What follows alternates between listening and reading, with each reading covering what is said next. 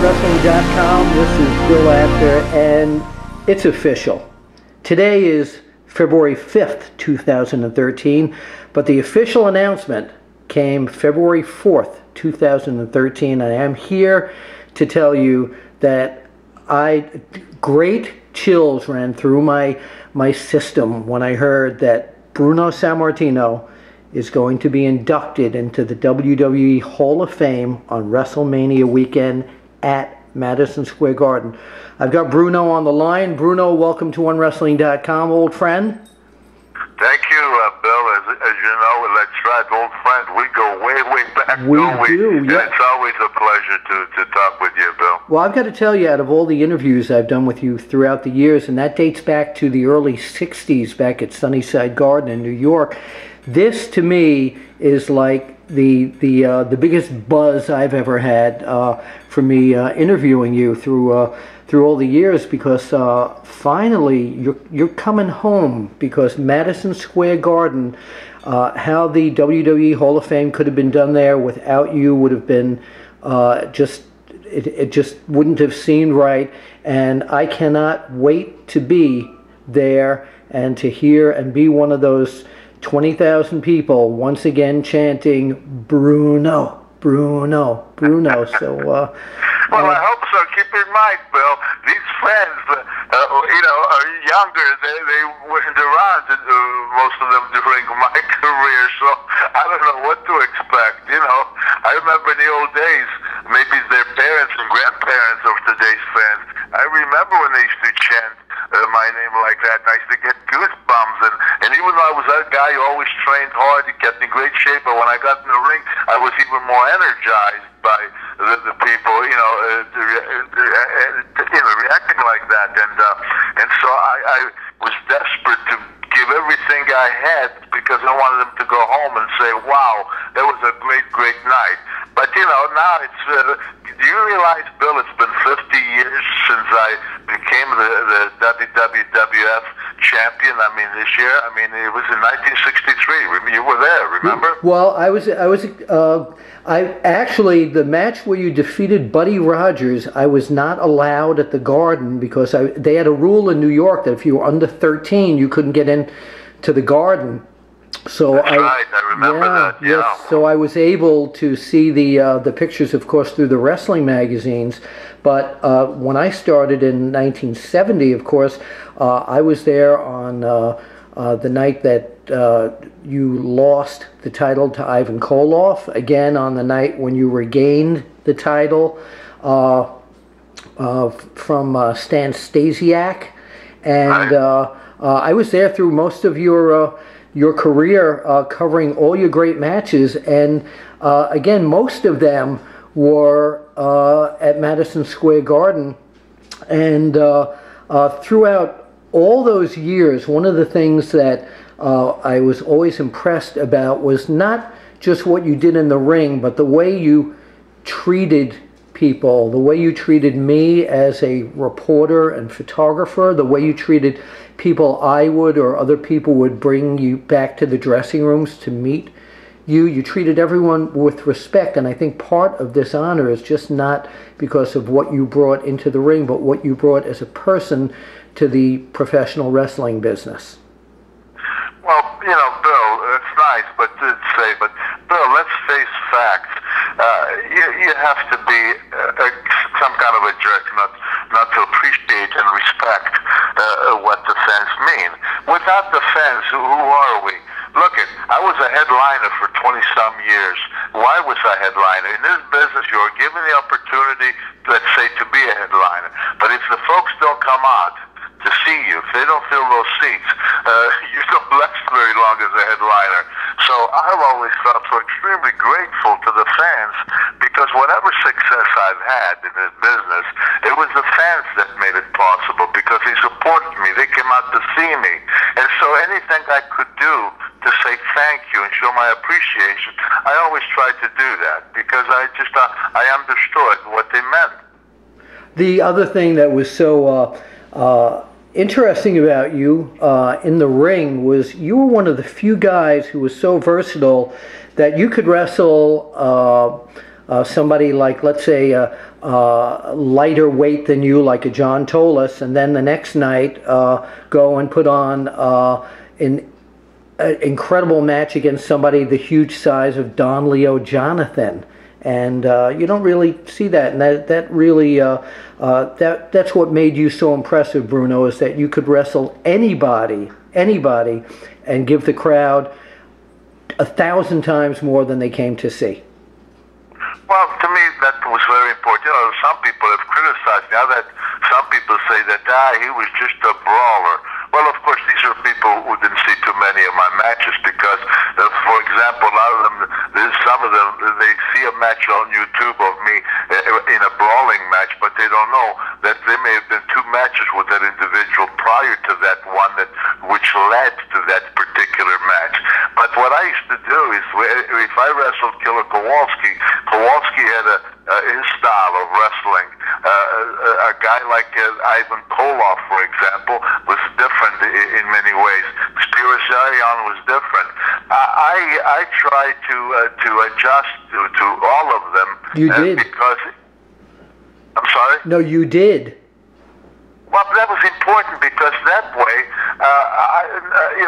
people saw me in different matches all the time. You know what I'm saying? They saw me in a different match all the time. They saw me either what I would remember. Were you around when I was wrestling guys like Hans Mortier?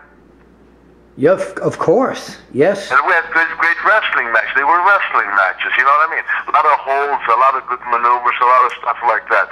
If you wrestled, like in those days, for example, like let's say even Ray Stevens. I wrestled him in California more than I did here in New York area. But you know what I mean? It was a completely different kind of a match because he was a wonderful, wonderful athlete, great with the kind of wrestling that he did. There were, just the different styles, and by adjusting to all these different styles, it made you different. So that when people came out, they never knew. I might be in a great wrestling match one time. Look at when I wrestled Pedro Morales. We went an hour 18 minutes. I was going to bring that up. You didn't see one kick. You didn't see anything like that. Just pure good wrestling and great eye spot moves.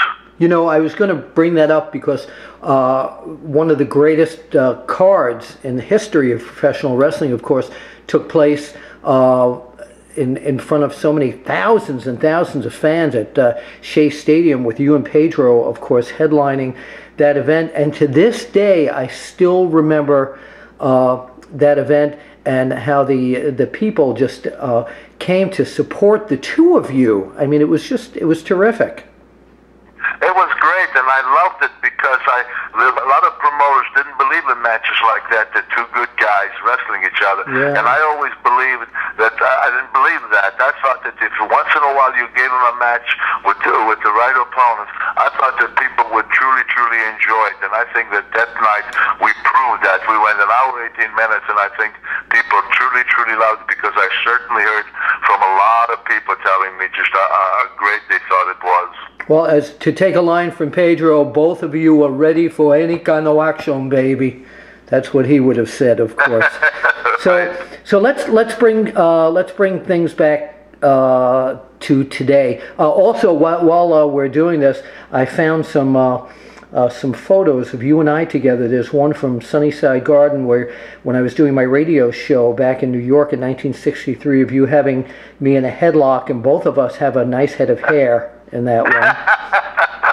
And then there's another one of me standing at the Garden with you, probably 1971 to 72. Our hairlines are pretty much the same. And then the next one is you and I at our good friend Sal Corrente and High Spot's Wrestle Reunion event, when I presented you with a Legends Award made up by Reggie Parks. And your hair receded quite a bit more than mine, but I think you shaved yours. I still have the comb over. Completely shaved.